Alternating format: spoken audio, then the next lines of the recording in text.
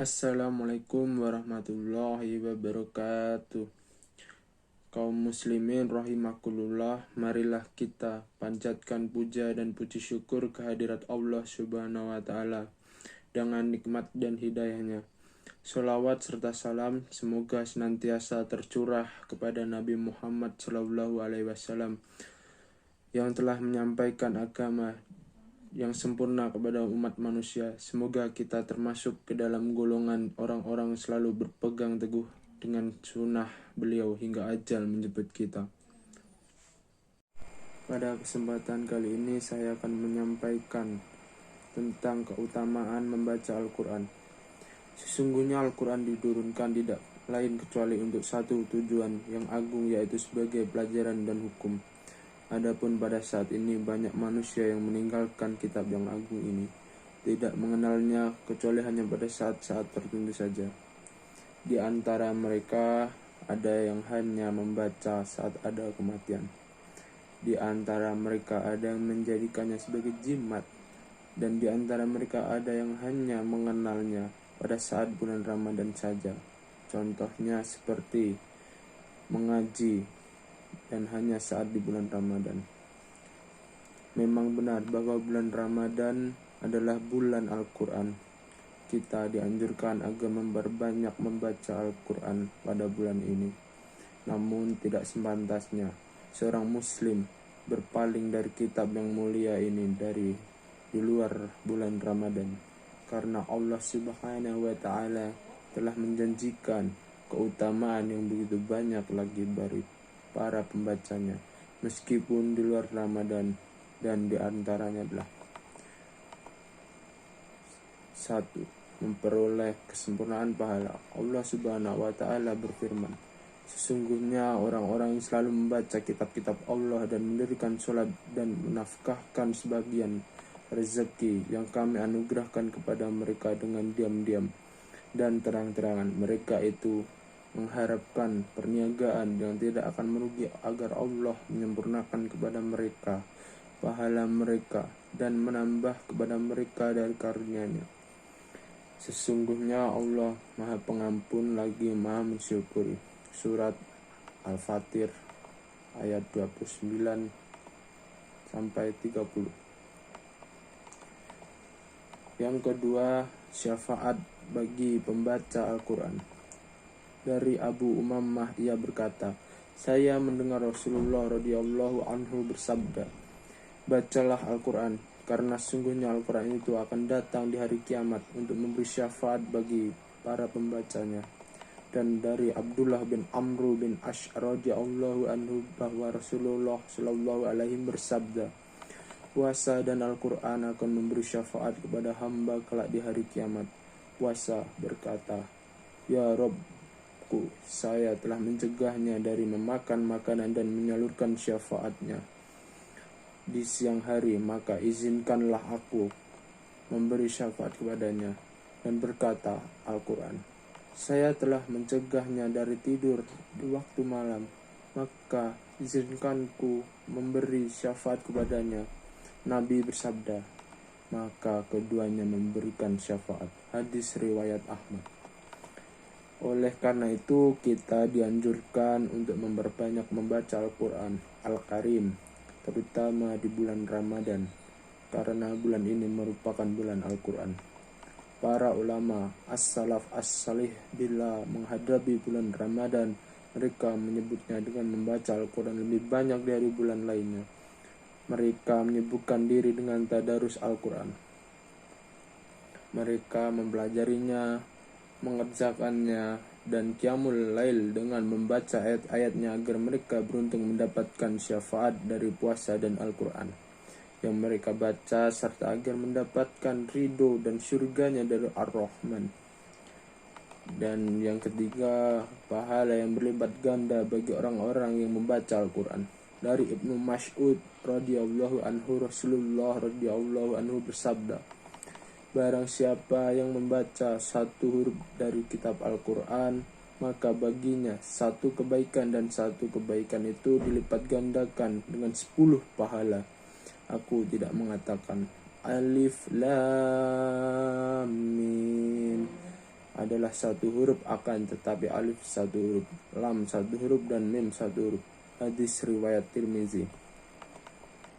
Untuk selanjutnya, mengangkat derajat di surga, dari Abdullah bin Amr bin Aish radhiyallahu anhu, dari Nabiullah radhiyallahu anhu bersabda, dikatakan kepada ahli Al-Quran, bacalah dan keraskanlah dan bacalah dengan tartil sebagaimana engkau membacanya di dunia, sesungguhnya kedudukanmu adalah akhir ayat yang kau baca. Hadis riwayat Tirmizi. Yang kelima, belajar dan mengajarkan Al-Quran adalah amalan yang terbaik, dari Utsman bin Affan radhiyallahu anhu bersabda, sebaik-baik orang di antara kalian adalah yang mempelajari Al-Quran dan mengajarkannya. Hadis riwayat Bukhari. Al-Hafiz Ibnu Hajar berkata, tidak diragukan lagi bahwa orang yang menggabungkan dalam dirinya dua perkara, yaitu mempelajari Al-Quran dan mengajarkannya, dia menyempurnakannya dirinya dan orang lain, berarti dia telah mengumpulkan dua manfaat, yaitu manfaat yang pendek dan manfaat yang banyak. Oleh karena inilah dua lebih utama. Lihat Fathul Bari. Yang keenam, keutamaan bagi kaum yang berkumpul untuk membaca Al-Quran. Dari Abu Hurairah radhiyallahu anhu bersabda, tidaklah suatu kaum berkumpul di suatu rumah dari rumah Allah. Mereka membaca kitabullah dan saling belajar di antara mereka, kecuali Allah menurunkan ketentangan pada mereka. Mereka diliput rahmat, dinaungi malaikat, dan Allah menyebut mereka pada malaikat yang di dekatnya. Hadis riwayat Muslim. Maka berbahagialah ahlul Quran dengan karunia yang agung dan kedudukan yang tinggi ini. Maka sungguh sangat mengherankan orang yang masih bermalas-malasan bahkan berpaling dari majelis Al-Quran. Yang ketujuh, membaca Al-Quran adalah perhiasan ahlul iman. Dari Abu Musa al-Asy'ari radhiyallahu anhu berkata, perumpamaan orang mukmin yang membaca Al-Quran itu bagaikan jeruk limau, harum baunya dan enak rasanya. Dan perumpamaan orang mukmin yang tidak membaca Al-Quran itu bagaikan buah kurma, tidak ada baunya namun enak rasanya. Dan perumpamaan orang munafik yang membaca Al-Quran itu bagaikan buah raihanah, harum baunya tapi pahit rasanya. Dan orang-orang munafik yang tidak membaca Al-Quran itu bagaikan buah hansalah, tidak ada baunya dan pahit rasanya. Hadis riwayat Bukhari dan Muslim. Orang mukmin yang tidak membaca Al-Quran berarti ia telah menghilangkan salah satu sifat esensinya, yaitu baik pada zahirnya. Ini merupakan kekurangan bagi pribadi seorang muslim yang seharusnya membaca Al-Quran, menghafalkannya dan mentadabburinya, tapi justru melalaikannya. Lalu, membaca Al-Quran tidak sebanding dengan harta benda di dunia.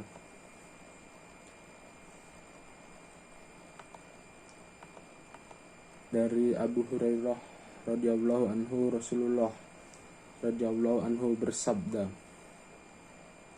apakah salah seorang di antara kalian senang bila pulang pada keluarganya dengan mendapatkan 3 ekor unta khalifat yang gemuk-gemuk?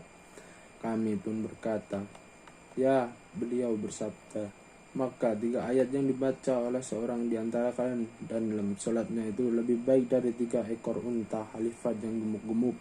Hadis riwayat Muslim.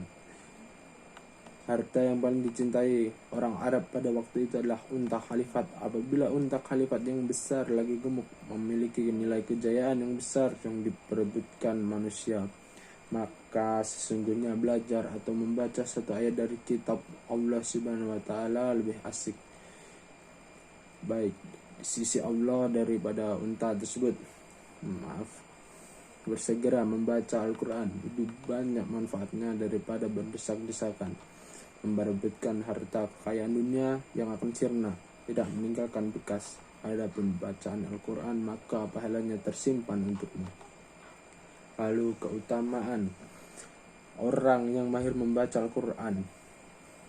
Dari Aisyah putri Rasulullah berkata, orang yang mahir Al-Quran bersama para malaikat yang mulia dan baik-baik, dan orang-orang yang membaca Al-Quran dan terbata-bata membacanya dengan mengalami kesulitan melakukan hal itu, maka baginya 2 pahala. Hadis riwayat Muslim. Telah Anda ketahui, wahai saudaraku muslim, pahala besar dan kedudukan dicapai orang-orang yang membaca Al-Quran, maka tidak ada kewajiban bagi Anda kecuali menyingsingkan lengan untuk bersungguh-sungguh membaca Al-Quran dan mentadabburinya, serta menjaga kontinuitas amal itu, tidak putus atau malas pada bulan Ramadan ataupun bulan-bulan lainnya. Wallahu musta'an. Abu Ubaidillah Syahrul Qur'ani. Kaum muslimin rahimakumullah, demikian dakwah yang dapat saya sampaikan, mudah-mudahan bermanfaat terutama bagi diri sendiri dan jamaah sekalian. Semoga kita tetap dalam golongan hamba-hamba Allah yang saleh. Wassalamualaikum warahmatullahi wabarakatuh.